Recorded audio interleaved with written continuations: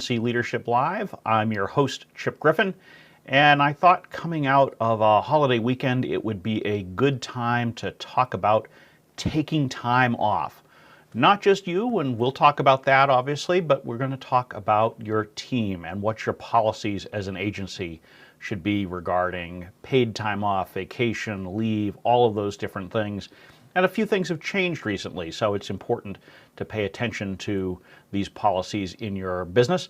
So let's go ahead and get into it, and we've got quite a few things on tap, so I want to make sure that we have time to cover it all. If you have any questions or comments, feel free to share them on whichever platform you are watching on, and I'll try to keep an eye out for them and respond as we go along through this live show.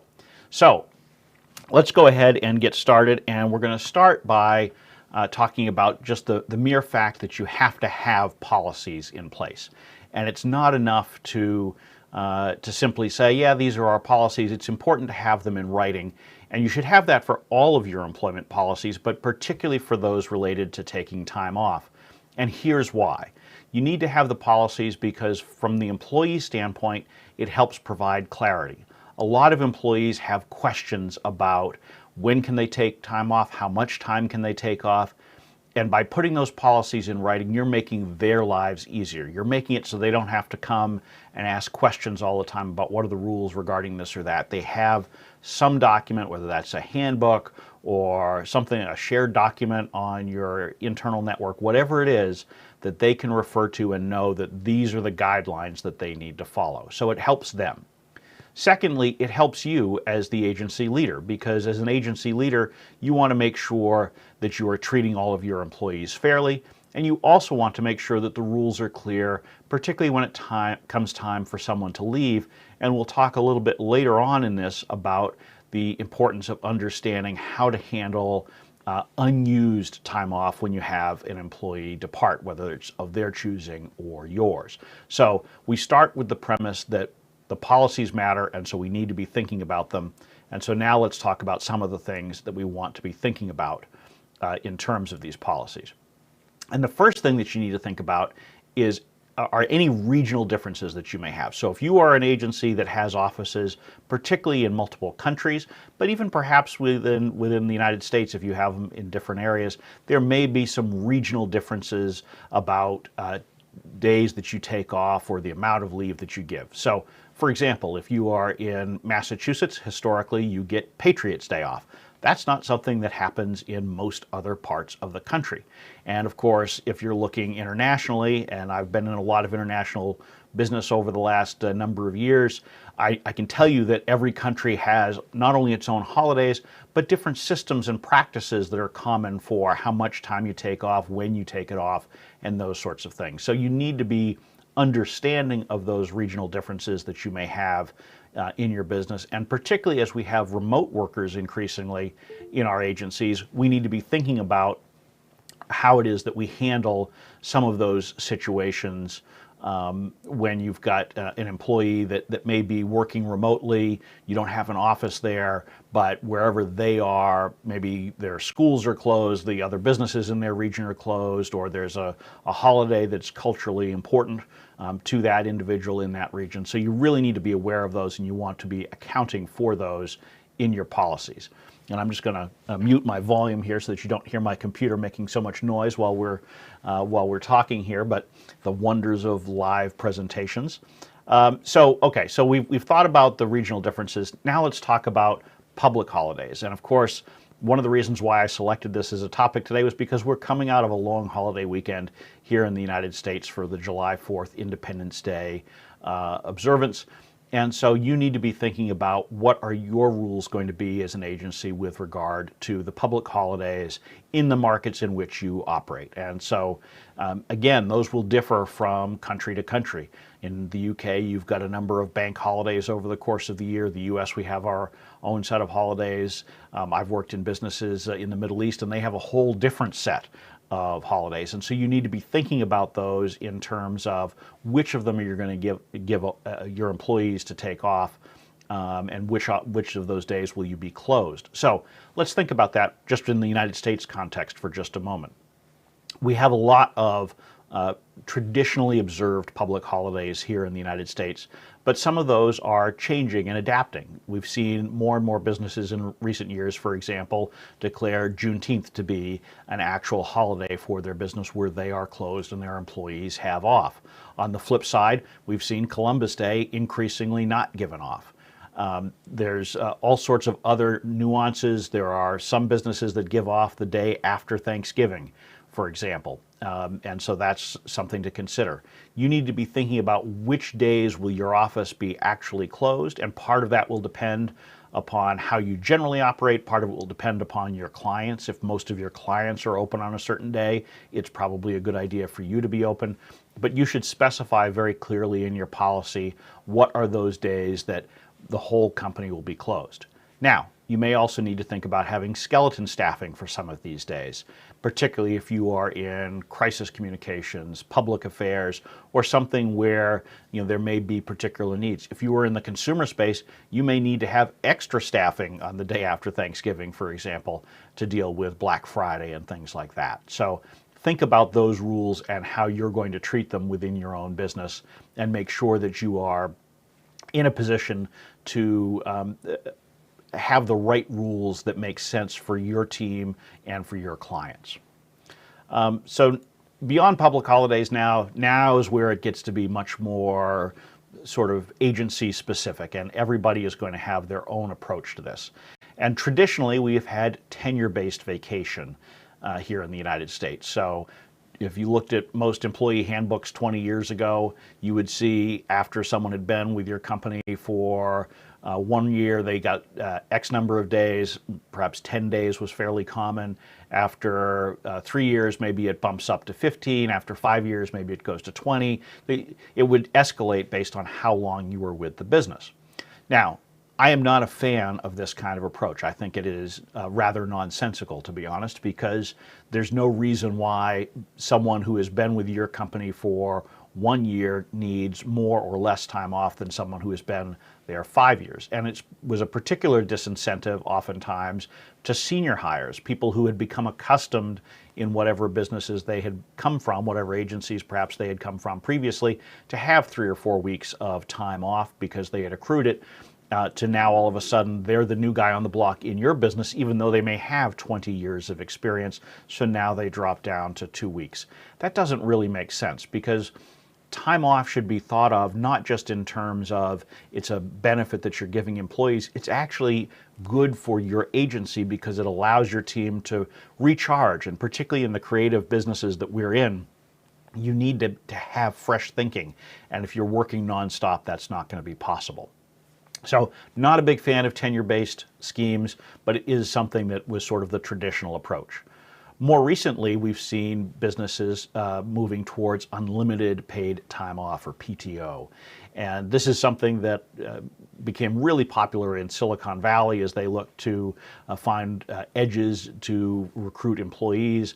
But it made its way into the agency world as well. And so some agencies now operate with these unlimited paid time off policies, PTO policies, where you're able to simply say, within reason, you can take as much time off as you want. And this can be a good approach.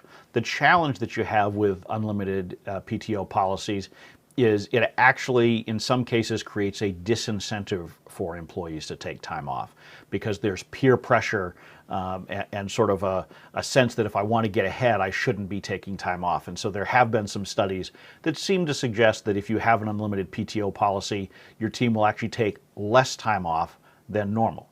Now, that said, I am generally a fan of saying folks need to figure out what is right for them. Some people need more time off either for family reasons or because they need to recharge more, or maybe there are folks who charge hard and fast at the wall for months on end and then just kind of need to take a breather.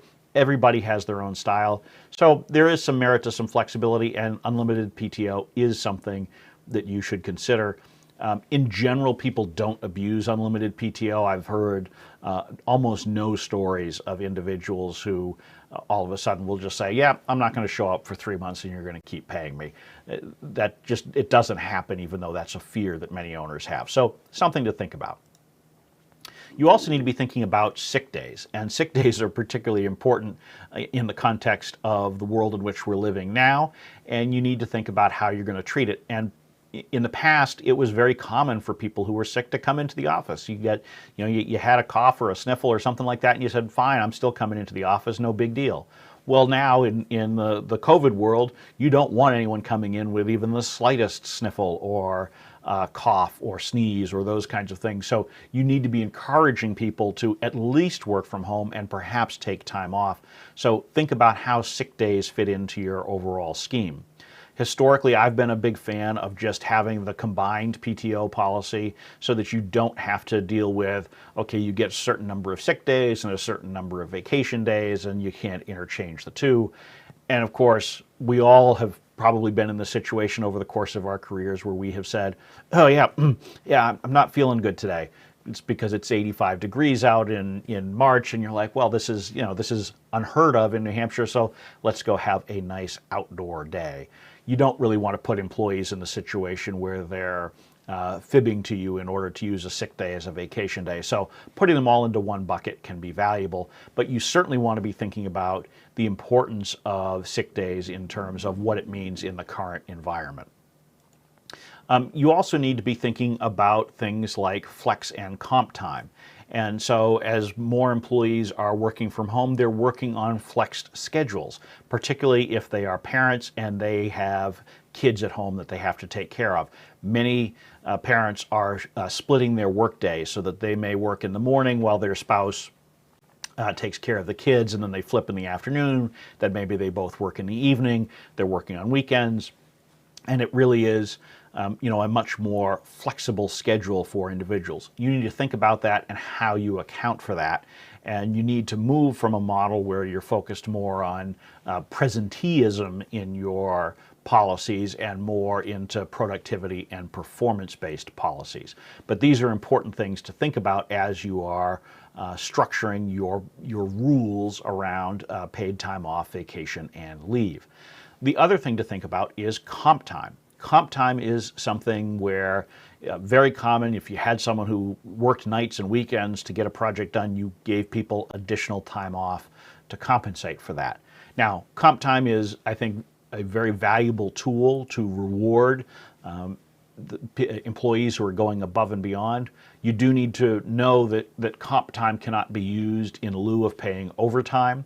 So if you've got someone who is subject to overtime rules here in the US or whatever the rules may be in other countries in which you operate, you generally can't just swap it out and say, I'm not going to pay you overtime, instead I'll give you an extra day off or something like that.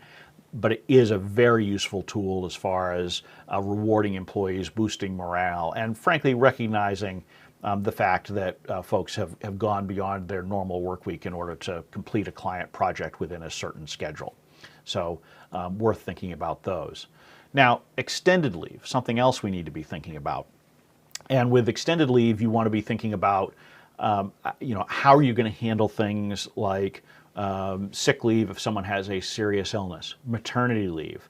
These are all important things that you need to think about in terms of how you're going to handle them, what are the rules. Some of it will come down to the regulatory structure in which you exist. There are going to be rules that you need to follow.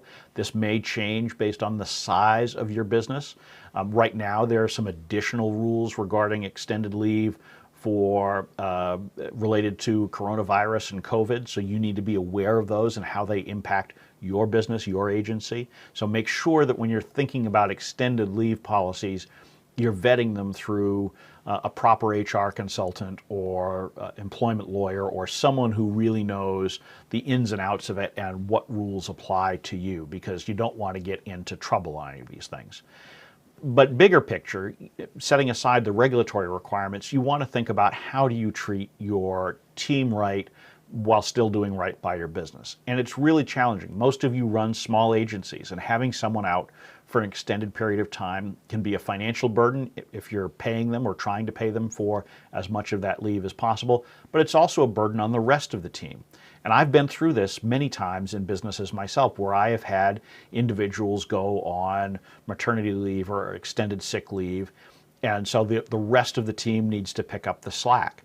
And typically in a small business, you don't have the ability to go and hire someone to take over that individual's role. And if you're running an efficient business, you don't have the excess capacity to just absorb it on your own. So you really have to work with the rest of your team to figure out how you're going to pick up that workload in the meantime. And you need to think about how could you use contractors or other support in order to fill those gaps so that you're not placing all of the burden on the rest of your payroll team. So think about those policies. But then finally, at the end of the day, you need to be thinking about extended leave in terms of simply being human. And I talk about this a lot. As a manager, as a leader, you need to be human and think about your team member who needs the extended leave and try to do whatever you can to make it as easy for them as possible. Because generally speaking, if someone's taking extended leave, it's because they have some serious challenge that they're facing. And so you want to make sure that you are being as helpful as possible in times like that. So when it comes to extended leave or sick days or jury duty or all of the different reasons that someone might be taking off, you need to think about what you're going to pay for and what is unpaid. And it is very common for businesses, particularly agencies, to have certain categories of leave that employees can take that are unpaid and certain categories that you will pay for, and it may be limited. So you may, and again, this goes back to some of the rules and regulations. If you're required to pay people for a certain amount of leave time for them to, for maternity or other things, you need to make sure you're doing that, but you may want to go beyond that. Be really clear in your policies about what you will pay for, what you will not pay for, and what the duration of any unpaid leave can be. Also, what are the approval rules around it? We'll talk more about that later because I think it's really important when you're talking about leave policies to know, how you go through an approval process to make sure that it's done properly. So think about those and think about what you want to pay for and what will simply be unpaid leave. Now, we've talked a little bit about how with some policies, unlimited PTO, you may be in a situation where employees feel reluctant to take time off. I know many agencies have instituted mandatory time off policies. So not just saying, here's the maximum amount of time you can take off each year, but here's the minimum amount of time. And it's very important to think about the overachievers on your team, or at least those people who think they're overachievers, by not taking time off. And I'll be honest with you, I am terrible at taking time off, so this is very much in the category of do as I say, not as I do.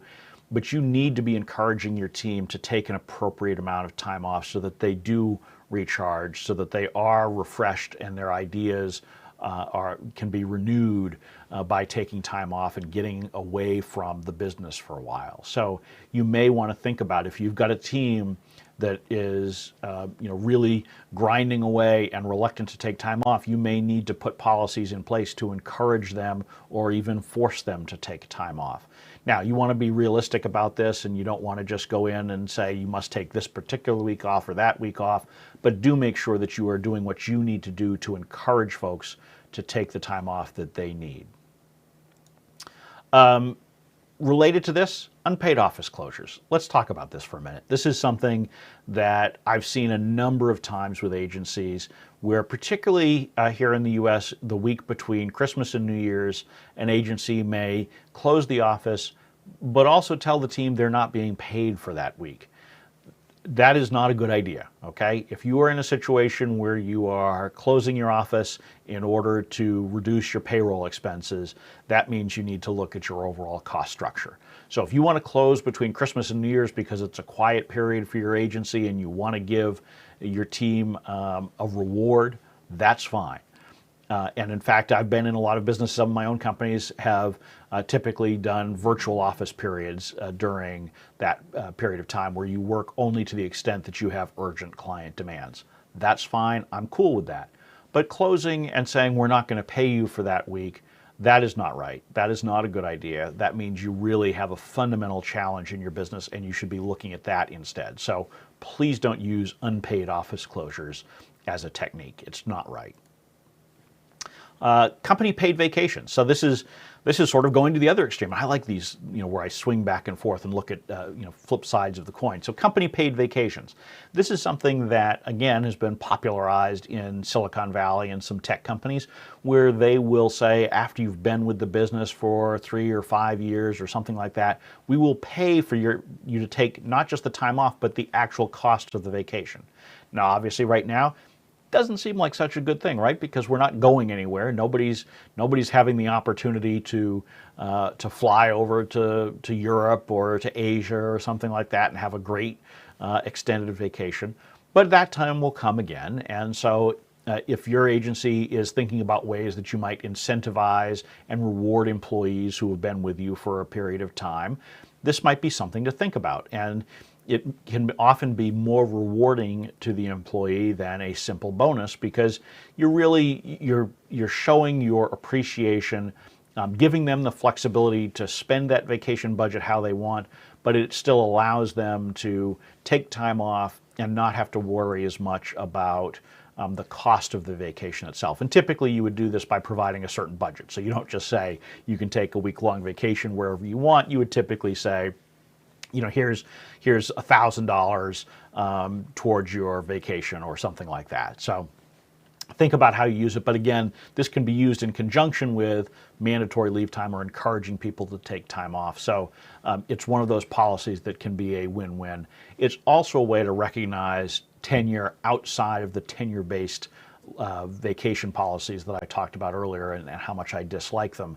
So instead of saying, if you've been with me for 3 or 5 years, I'll give you extra time off, you say, if you've been with me 3 or 5 years, I'll actually contribute towards the cost of your vacation. So it has some of the same benefits of the old tenure-based policy without penalizing people who have not been with you quite as long. So next up, sabbaticals.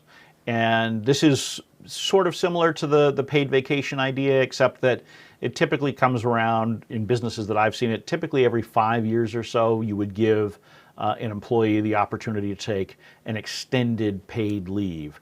And so this might be that you let them take a month off or 2 months off, perhaps during the summer or something like that. And it really is, it rewards people for sticking with your agency, but it also gives them an extended period of time to recharge, perhaps try something new, learn different skills, or just kick back and really refresh. So something worthwhile to think about. Again, I like to think about these ideas as to how you can reward people for their loyalty to your business in creative ways. At some point you need to think about what it is that motivates your team. And so maybe sabbaticals are a great way to motivate your team members who've been with you for 5 or 10 years. Maybe it's not. Maybe it's something different. And so you need to really understand the culture of your business and how to work with your team to give them what they're looking for and what they need to be productive. So earlier I talked about scheduling, and scheduling is critically important when it comes to taking time off, and particularly so these days where most agencies are trying to get by with just the minimum amount of necessary resources without a lot of bloat, and particularly with all of the economic challenge that we see around us right now. Nobody wants to be carrying personnel that they don't need, that they can't put to work. So that means if someone's taking time off, that things are going to fall through the cracks if you don't do it carefully. So you want to make sure you don't have your whole team taking the same week off. And so you need to think about how you're going to handle that process as a manager.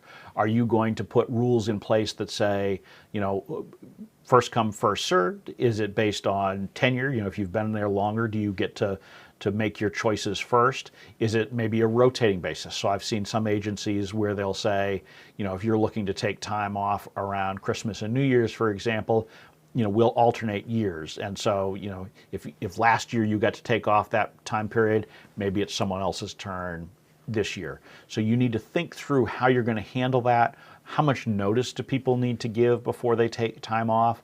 How much discretion are you going to give managers, particularly if you're a larger agency, in terms of deciding how to handle any conflicts that may arise? So really think about it and make sure that you are clear about what these policies are and make sure that you're keeping track of it so that you don't inadvertently approve both Sally and Johnny taking off the same week, and then suddenly you're in a position where you can't figure out how to get the client work done. So scheduling is critically important here. Now let's get into some of the real nitty-gritty, but again, really important stuff. And this is, how do you earn your paid time off? In other words, most of the time when you are joining a business, you will accrue your leave over time. So you may accrue 1 day per month, for example. That's a typical accrual process. And it may be that each year after that you get your whole bucket right up front, or it may be that you accrue it over time. And then you have to think about, okay, well, if I've accrued only 3 days, can I go into debt on my PTO bucket? So let's say it's March and I want to take a week-long vacation. If I'm accruing it 1 day a month, I've only got 3 days, but I need 5 to take this vacation. How does that work? And so make sure that you are clear about how you accrue time off. And the reason why that's important, and we'll talk about it in a little bit, is because it impacts what you may or may not be obligated to pay out when someone leaves. So particularly if you're not going with an unlimited paid time off policy, you really need to think about your accrual rules and how you handle them, because it's going to make a difference. And again, employees need to know this and they need to understand it, because it will help them make better decisions about how they're going to plan their own vacations with their families and friends. Related to this, carryover rules. Every business I've ever been in, every one that I've ever run, I have some employees who, if I have a bucket of time off for them, they don't use it by the end of the year. And so it always comes up, how much of this time can I take into next year? And some businesses, some agencies will allow you to take all of it, some will allow you to take none of it, and some will allow you to take part of it. My general approach has been not to allow all of it, but to give a certain number of it. So let's say it might be 3 or 5 days that you can carry over. And typically I've required it to be used within the first quarter of the next year. The reason for this is, as an agency, you don't really want to be in the position that some government organizations are in, where they've got employees who rack up 50, 60, 70 days of accrued time off, and then when they leave you have to pay a giant bucket of money to them. And the other thing is, as we talked about earlier, it's important for people to be taking time off to be refreshed and to have that time that they need to recharge their batteries. And so if you allow people to just carry over huge amounts of time, you will end up with folks who, again, have that disincentive to taking time off, and so they may not be as productive for you. Even though they're in the office more or logging in more, if you're a remote agency, they may not be nearly as productive as if they're taking time off. So I'm a fan of not having your carryover rules be too broad. At the same time, I think that it is valuable not to have no carryover. And the reason for that is because if you have no carryover allowed, then you have everybody trying to jam all of their vacation time into December that they haven't used, and you run into all sorts of scheduling issues and resourcing problems. So giving folks the opportunity to carry it into the first quarter generally allows it to dissipate a bit. I typically haven't seen everybody jam it all to the end of the first quarter and put you in that same bind that you would have in December. So that would be my suggestion, have at least some carryover to encourage folks to be smart about their vacation scheduling, but at the same time actually to use it. All right, and I think one of the final points I'd like to make here is that you need to be thinking about all of these policies in terms of what it means when you have an employee leave. And this is something that many years ago when I was running a business caught me off guard, because to be honest with you, I didn't realize that you had to pay unused leave in many jurisdictions when someone left. And that goes for whether they leave voluntarily or whether you've dismissed them. So you need to be thinking about this, and you need to make sure that you are clear what are the rules for the state or country in which you operate, and what are your obligations as an employer when an employee leaves. And that's one of the reasons why it's so critically important to have your time off policies in writing, so that you're very clear about this and you don't run into an issue. Because if you're not clear in your handbook about what you do and do not pay for when someone leaves, you can be in a situation where you may owe a substantial lump sum payment to an individual. So if you are an agency and let's say that you give 4 weeks of time off, and let's say that your policy doesn't say that it's accrued 1/12 every month or 1/52 every week or whatever, then that means that you're potentially on the hook. If someone leaves in February, you could be on the hook to pay them 20 days of unused paid time off. So you don't want to be in that circumstance. It's not really what you would intend to do. So avoid any misunderstandings, avoid any potential regulatory or legal issues, and get it in writing and make sure that it is vetted by someone who knows what the rules are in your area so you are not caught by surprise here.